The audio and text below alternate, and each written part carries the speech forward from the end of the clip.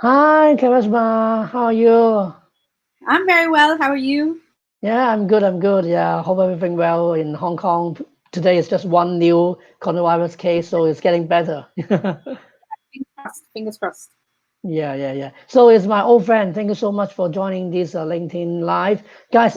If you have any questions, just leave the comments below and tell me where are you from, or maybe your time zone, anything. So just share with us. So Cash is actually I'm not saying old colleagues or something, but it's interesting because when I started in recruitment firm, so we are using a business center. And then there's several recruitment firms in just next door, right? And then Cash is like, okay, we met her just in the pantry, just a common area, and then we talk. And but we are working for different companies, so that is how we know each other. But we haven't in touch for so long time, right? It's so long. You and I based in Hong Kong, but we haven't had a chance. And the interesting is then I move on to other companies and move in house, and then Cash also moved to some other investment bank. So luckily, you can keep updated in LinkedIn. And then right now I'm doing this kind of career coaching. So that's why I want more experts and give you guys more advice. And Cash is actually doing career coaching, and especially for young students. And now she's working in investment bank, as talent development, experts and leaders. So it's good. Thank you so much for your time and sharing. Yeah. My pleasure. And yeah, Keith, it's been what 8 years that we work Yeah. in the same office premises. As actually, I don't know if you realize, but we were in sister companies. The company in which Oh, I was at were sister companies. okay. I don't know. I don't know either. But yeah, maybe Cash, you formally introduce yourself and let people know more about you. So your background is very interesting. You got a lot of different things you've been tried before, right? Yeah, well, although as you say, Keith, I have done several different things. I started off as an external recruiter. Then I went off and I had my own business, an events business, and I ran that business for about three and a half years. And then I moved into an investment bank to do events and marketing for campus recruitment. And then from there, I went on to becoming a campus recruiter. And then I moved on to talent development across from juniors all the way to senior MD level for front office within Credit Suisse as well. And then when I decided to leave Credit Suisse, I was almost sure that I wouldn't want to go back into an investment bank. But it's so ironic. I ended up in Morgan Stanley after six months, and I still am in an investment bank at the moment. But whilst I'm in an investment bank today as a um, learning and leadership development professionals, I focus on junior talent, so emerging talent. So once grads come on board, they go through the campus program up until they make VP. I take care and I look after that. So that's what I do in the corporate space. But at the same time, I run a small career coaching business, and I work with a few universities in Hong Kong. So whilst I do that professionally, on the side, I also work with a number of organizations, nonprofit organizations in Hong Kong, including I've worked with Plan International. I have worked with Teach for China, the Zubin Foundation, Junior Achievement Hong Kong, the Satyasai International Organization. And within all of these organizations, somehow I've always gravitated towards working with young adults as well. So whether it's professionally in my corporate role, whether it's as my own small business that I run, or whether it's just giving back to community, it's all in the same realm. Wow, it's very interesting background. So, do you still miss the recruitment role? I mean, before that, recruitment agency, and then recruiter as like doing the grads and all those things. So, how's the difference? Do you still like it? You see, I honestly speaking, I've never. I must say that I am very fortunate that whichever role that I have worked in, I've always enjoyed. I've enjoyed every single role I've worked in. Some of them have been very challenging. I mean, you've been an external recruiter yourself, which means every quarter you start at zero, so you have to start billing. You know, whilst I love the buzz of it, I really enjoyed the buzz of it. Would I want to do that long term? Not really. because end of the day, it is a sales role. As much as it is about working with people and taking care of people and trying to match individuals with good roles, it is end of the day a sales role, and you need to meet your KPIs. So whilst I enjoyed that process at the time, I don't think I want to go back to it. In terms of campus recruitment, again, I enjoyed it thoroughly. I absolutely loved what I do. That's why, like today as well, I've taken up the role of learning and leadership for junior talent, working very closely with campus recruitment. So right now, what I have is I have the best of both worlds. Okay, okay. So yeah, I think it must be something that you can share, and you learn a lot because you work for renowned bank like Credit Suisse and Morgan Stanley. So what does talent development team is doing? I don't know, different from recruiters. So what you mentioned about helping talent, junior talents when they join the bank, and then what do you do? How do you develop them? So basically, there are two aspects of it, right? There's the personal effectiveness side of things, and then there is the product or technical side of training, right? So the technical side of training is obviously to help them with conducting their day-to-day job. The personal effectiveness, on the other hand, is really to have them be equipped with working with clients, with working with stakeholders, right? Giving them the right skill sets or helping them develop those skill sets. But at the same time, it's also helping them manage their career path, right? So, for example, I join a firm, and I know I am in front office, so I am an investment banker. But maybe I know at the back of my head I am an investment banker today, and 2 years down the line, maybe that's not what I want to do. So, if that's not what I want to do, what is it that I want to do? Is there a Mm. possibility for me to move internally within the organization, right? Who can I speak to? Where and if I want to make that move, what are the skill sets that's required for that role? Will I be able to gain that skill sets in this 2 years, or will I not be able to? And if not, how am I going to gain those skill sets? So it's being able to help the emerging talent pave and plan the way through the process. And that's the similar thing that I do on the side as well when I work with university students, right? I help them with personal effectiveness skill sets. And as well as I help them with, how do you carve legacy? What do you do? What makes a good cover letter? How do you interview with individuals? Networking, the importance of networking, right? The do's and don'ts of networking. So all of those skill sets that generally, when you're going through the education system, especially in Hong Kong, these are things that's not covered, right? So this is just that additional, basically cushioning to make them an all-rounded individual once they graduate from university. Okay, okay, that's interesting. Wow, this interesting work. Yeah, and how did you start that kind of I don't know relationship with universities or some other volunteer roles that you did? I mean, when you started find out this passion and help more young people, and what did you do? Yeah. Right. So I used to do a lot of work, like I said, with NGOs, right? And one of the biggest NGOs that I have worked with for many years, and when I say many years, it goes back to 2007, which is the Satyasai International Organization. I started working in the space, working with young adults. What I used to do initially is I used to teach spiritual, like how you have church gatherings.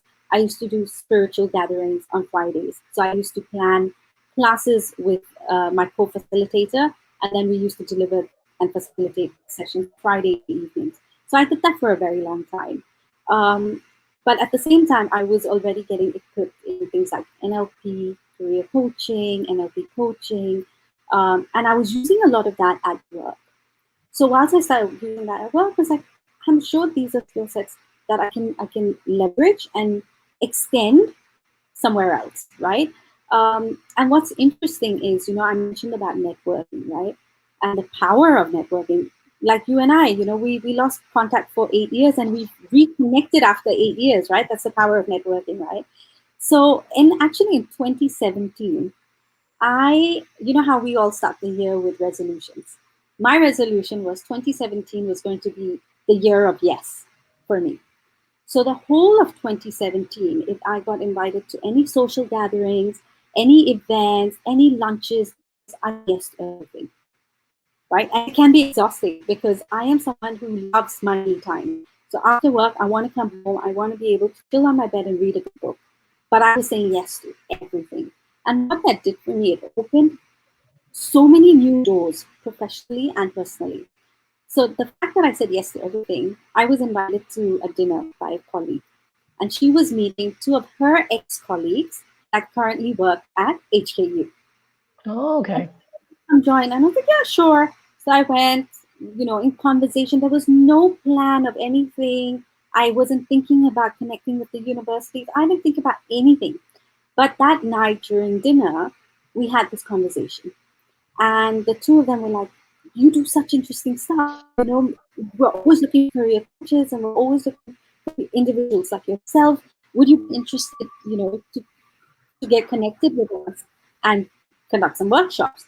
And I was like, that's brilliant, And this was a Friday night maybe or a Tuesday night, and immediately the next day I sent them an email. They set up some meetings. I went into this meeting with HKU with one page. One page. On that page I had 12 points with two sub bullet points. And I just walked them through that one page. And what was so interesting is the two ladies that were sitting across from me from the table had another page in front of them. And their page had 10 pointers, of which were part of my 12 pointers. So we were completely in 100% sync at that moment. They were looking to roll out a similar program, and I came and I proposed the same program to them, except with Oh, some additional elements. yeah, interesting, interesting. Yes, but I just want to know, but for example, if you work for the university, so they have undergraduates and also postgraduates. So what's the difference between those two groups? And whenever you go to give career coaching or advice, so is there any difference? You've asked a very brilliant question. So I have worked with undergrads, but I've also worked with postgrad students. So with undergrad students, usually the difference is they don't have experience, right? Or they may have internship experience, but the vast majority of them somehow don't have internship experience, which is very interesting to see because obviously we know universities have a lot of career fairs. We have organizations that go to universities and do career talks, but yet there's a big population of undergrad students that are so ignorant. They have no idea about this. Um, so that was one thing with the undergrads that I realized. Now with the postgrads, what I realized is there's a lot of overseas students coming to Hong Kong. And when they come to Hong Kong, they want to stay in Hong Kong for an extended period after they complete their postgrad. But what they lack is language skills, right? Now, I work in an investment bank. I speak, I speak conversational Cantonese. But realistically speaking, how much of that do we use at work? Like 10%, right? So it's how do you navigate that situation that in spite of not speaking that language, the opposite person or the recruiter wants to still refer you. And that comes down to your personality, being your authentic self. Okay, okay, I understand. So nowadays the economy is not really good, right? Because of the coronavirus, business, also they're conservative and thinking, and not many, I'm gonna say roles, or they don't want to give that opportunities for internship or for fresh graduates. So, well, how do you suggest or what do you recommend if they want to go to their very good career path? So what do you what do you want? What will you say to them? I think first thing first, I would like to say that you'll be quite surprised how many open roles there still are, especially for grads, an internship program and grad programs. And I'm going to give you an example. So just 2 days ago, okay, I had seen a job ad on LinkedIn of one of the firms, and they had advertised that they had a number of roles open for grads, and they were looking for fresh grads. So I reached out to the recruiter and I said, I saw that you've got a number of roles open. I'm interested to find out what roles are these because I work with a lot of fresh grads in university. And what was interesting, she came back to me and she went, thank you so much. I really appreciate your email. However, we're at this point, we're not looking to add any new agencies to our preferred supplier list. And I went, no, hold on. I'm not here as an agent, I'm not a recruitment agent. I am reaching out to you out of goodwill towards the students, because I work with a lot of grad students. I work with a lot of fresh grads, and I have met a few really strong candidates. And so she came back and she said, "That's fantastic, but you know what? We've just run a promotion ad and events online, and we've got over 600 applicants Yeah, for yeah, about yeah, for yeah, about 60 roles, which means if one organization has 60 open roles for fresh grads, now imagine how many other companies have other roles open. But the question is, if you are really interested and are actively looking for a role, you need to be out there, right?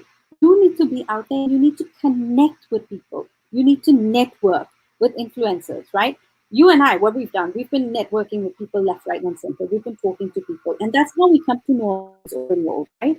Now, if I wouldn't have reached out to this recruiter, I wouldn't have known that she has 60 open roles, right? But because I did that, I now know they have 60 open roles. So if an individual is really actively, and that's what I'm saying, using the word active, if you are really actively looking, you need to actively connect with people and network with people, right? Now, if you are on campus, you can network, uh, at campus events, right?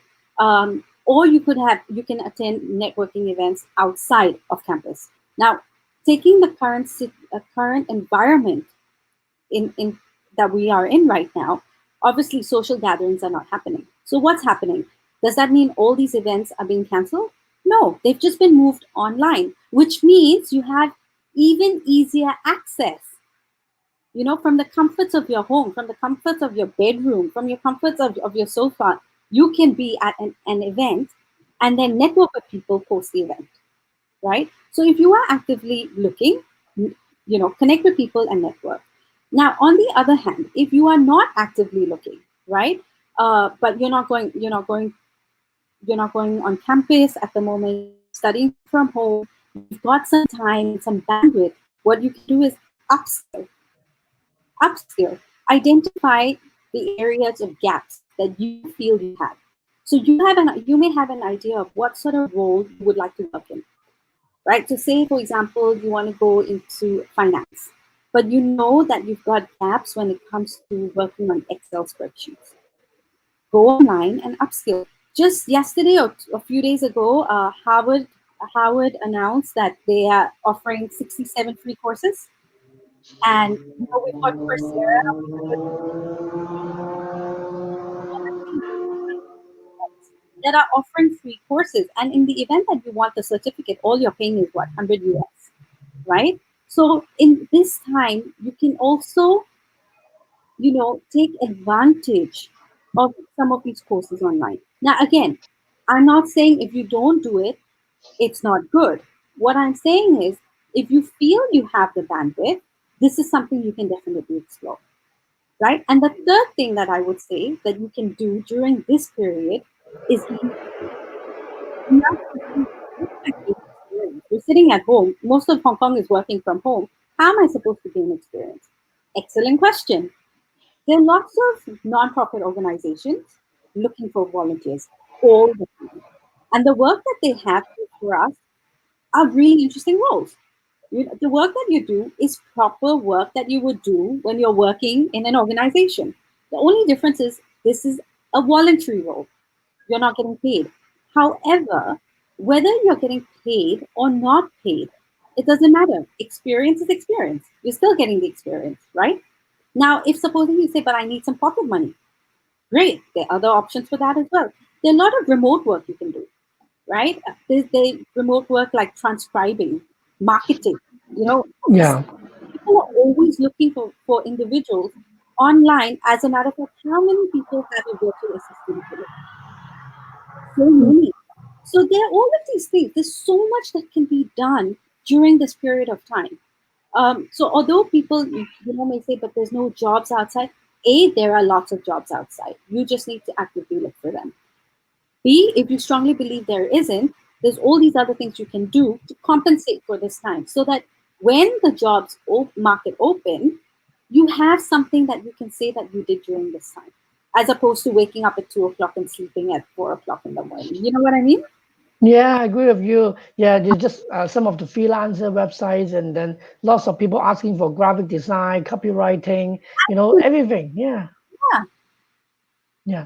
So, for example, if a fresh graduate, if they want to jumpstart their career, so of course they can start off maybe a freelancer or something. But even though, I mean, in this current situation, what can they really can do? I mean, in order to get to I don't know, director's level in 10 years time, or anything they can do to learn or to excel. Yeah. See, again, the only way you can get there, right, in 10 years' time, you need to be authentic. You really need to be authentic in your own personality, right? I keep saying connect and network. Now, this is one thing that I see a lot of grads go wrong, right? They think, okay, you've asked me to connect and network. Fine. I met someone who was very interesting at an event, and I will contact them and I'll ask them if they have a job for me, and they'll connect with them, and they'll write them in a message. You're so and so. I am currently looking for a job. You've just wasted a relationship that you could have actually built, right? So I think at this time, really what individuals can do is take a step back, all right? Take a step back and ask yourself, okay, what is it that I would like to do? What would an ideal role look like for me, right?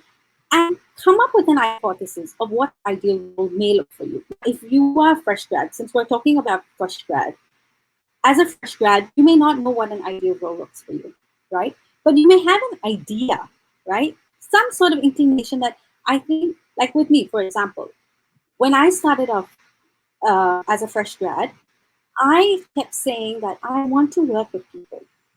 I know when I work with people, it makes me really happy. I know when I had a career coach myself, I loved what she did. So I'm like, I think that's what I want to do. But how am I going to get there?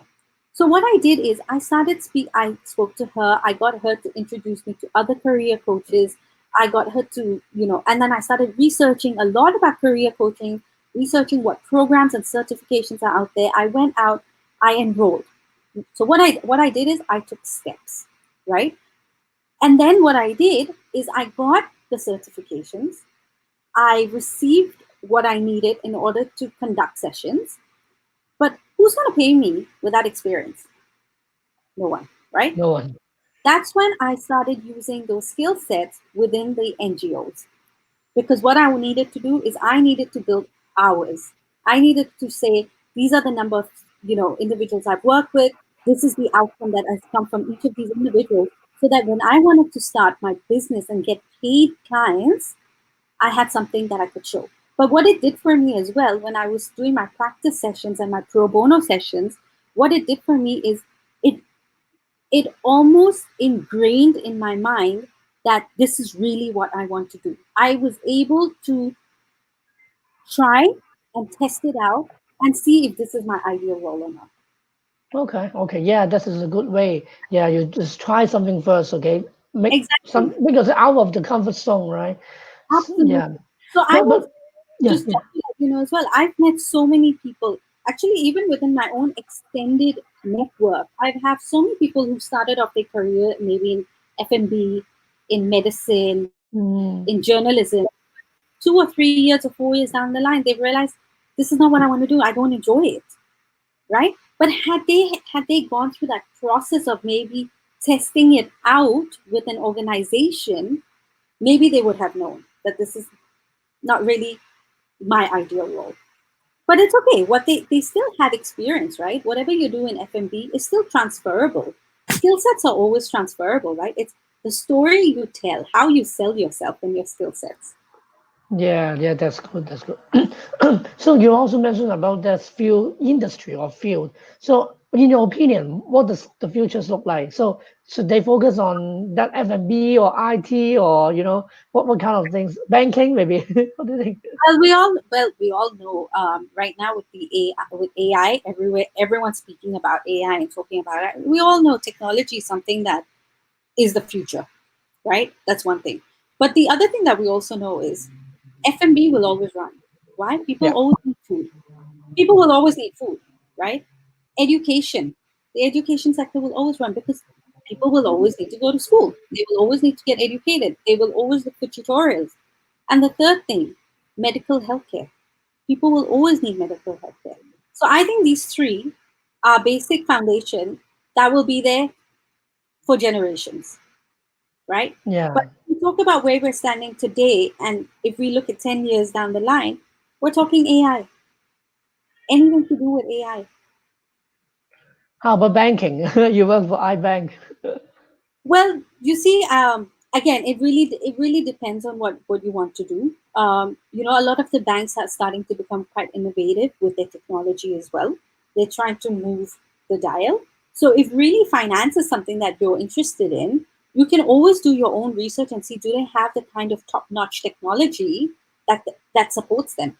And we all know technology is the future, which means a lot of the professional firms like investment banks, consultancy firms, law firms, they will start upgrading their technology with time.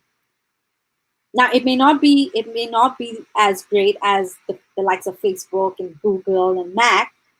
However, you get the best of both worlds again, right? You get to be in a bank, investment bank, if that's what you want to do, with top-notch technology as your support. Okay, yeah, great. Well, you really gave him very good advice, and seems that this is your passion, what you like, you love to do. So I just want to know, how did you really coach or advise your clients, right? Perhaps how's your career coaching business, and how can people find you, and anything related? Tell me more about what you're doing currently. I don't actively sell myself. I a lot of the people I've worked with have come to me purely by referrals, uh, purely by seeing some of the accolades that I've received, purely seeing. Um, I think my key is referrals because people have seen an outcome, people have seen results, so they've come to me because they've seen either their friends or extended network have worked with me and have seen results. Now, what I do is when I coach someone, I actually teach them to fish. I don't fish for them. So my process and the way I work is I will work with you for 4 weeks or 8 weeks, but by the end of that 8 weeks, you know how to do it on your own. You don't need to come back to me because you know in the future, if 5 years down the line you decide I want to change industry, you know exactly what you need to do.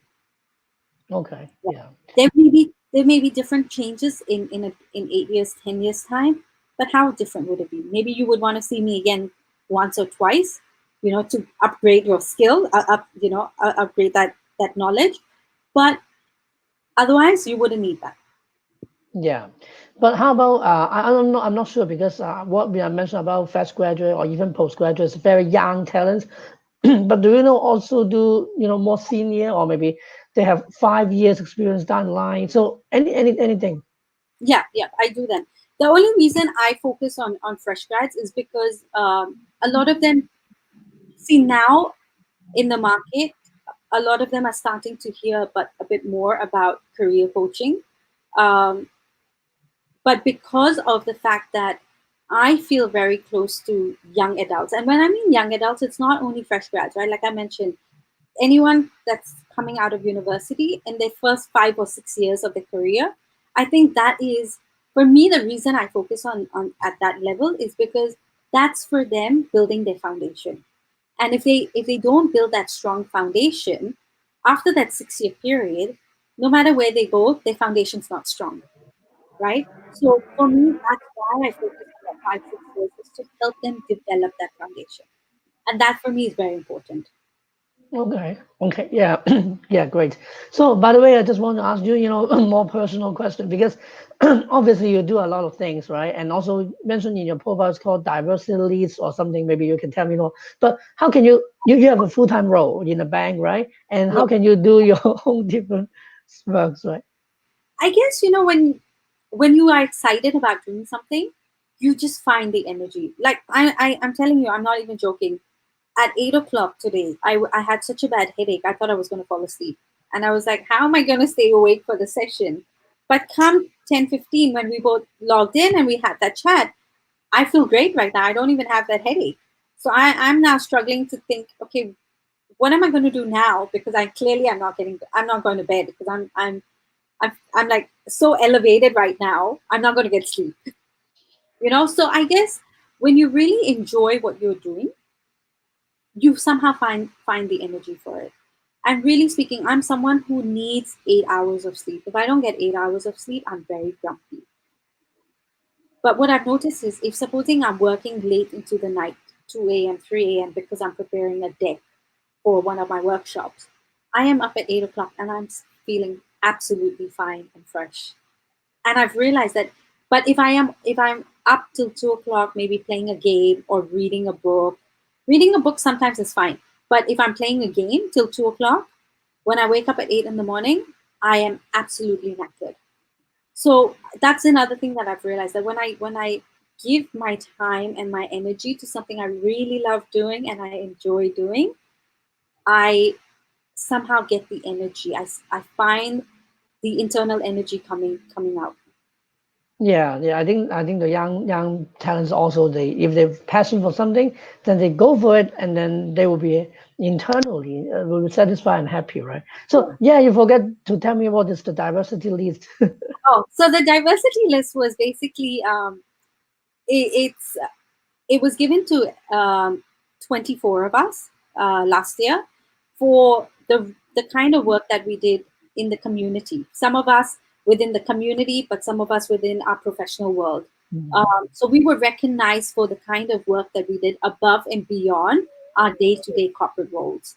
And how were we giving back to society um, through the work that we did? So yeah, so I was nominated by someone for it, and then I had to go through an extensive interview process. I had to write an essay, and then I had to go through an interview process, and yeah, I made it. So it was 24 of us, all ethnic minorities, received this in Hong Kong, and we received the award from Carrie Lam. No, congratulations. Okay, yeah, great, great to hear. So, any other, ultimate or best advice for the young talents? I think the one thought and the final thought that I would like to leave them with, that I keep asking myself, is to ask yourself honestly, right? If I could do anything without having to worry about what pays my bill, what would that be? And when you know what that would be, if you cannot get paid for that role, incorporate it into your life in another form. So get a full-time job, but incorporate what you want to do, even if you don't get paid for it. Because what you're getting is, you're getting the experience, you're getting the practice hours. You will practice so much that you can become a perfectionist in it, and eventually move directions and shift gears to make that your sole income, right? Yeah, young students have plenty of time in their life. Absolutely. And then at that time, when you make money out of it, it won't matter because you have your bills being paid, right? So I keep asking, I keep reminding myself of that. And that's why, like, what I've noticed is, up until 2017, I had huge fear of public speaking and presentation. Like, if you told me come on a live chat like this, I'd be like, and you'd be recording it, I'd be like, no way, Keith, there's no way I'm doing this live. We can pre-record it, edit it, and then you can put it online. But if you told me come on a live call like that, I wouldn't. I would never say yes. What I realized though, in the last 2 years, when I started working with HKU and now with CUHK and all the other universities, is that the more I started doing it, I felt like I was in my zen. Exactly like what I said earlier, right? At 8 o'clock, I had a throbbing headache. I didn't know how am I going to stay up. But right now, I'm so energetic, right? I'm like, this is fantastic. I love this. So what I started realizing is, when I was conducting these workshops or working with young adults, I was really in my zen, very happy, very peaceful. Time just went by. Public speaking was not an issue. Presentation was not an issue. And now I get paid for it, right? When I started, I never got paid for it. And now it just happens I get paid for it. So that's something, I would suggest that just keep asking yourself, what is that one thing that I would love to do? And now, whilst I have, like you mentioned, I have a full time corporate role, but I still find the time and the energy to do this on the side. Yeah, yeah. So to find your purpose and find the why that what you want to do, and you also mentioned about it that you have to break through that, right? So you try something just like me. Actually I am introvert, right? So it's also hard for me doing this live and looking to the camera, but you still have to do it. Just like now, everyone is doing video interviews, and you need to talk to the camera as well. You have to get used to it. Yeah, Yeah. And right now, we're all working in that environment, right? It's like you're forced to do it today.